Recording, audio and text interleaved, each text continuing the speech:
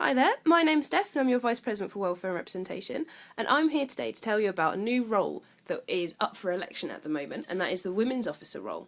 The first things first, you do need to self-define as a woman to nominate yourself for this position.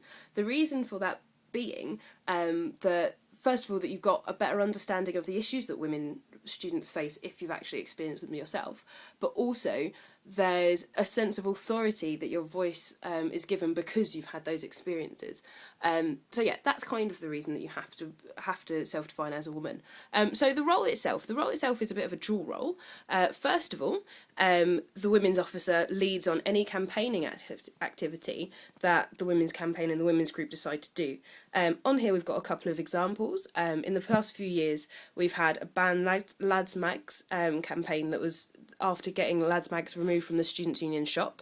There's also a Zero Tolerance to Sexual Harassment campaign. And then this year the Women's Campaign has launched Be Body Positive. There's a huge range of things that you can kind of look into. The National Women's Campaign as well have a lot of different ideas, but it's all about really your experience and what you as a women's student would like to change and like to see changed.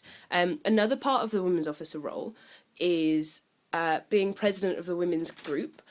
This group has two main functions. First of all, it's a support network for different women students. So we really hope that this group will be kind of like a place on campus. So if a women student has had a problem, they know they can go to the women's group.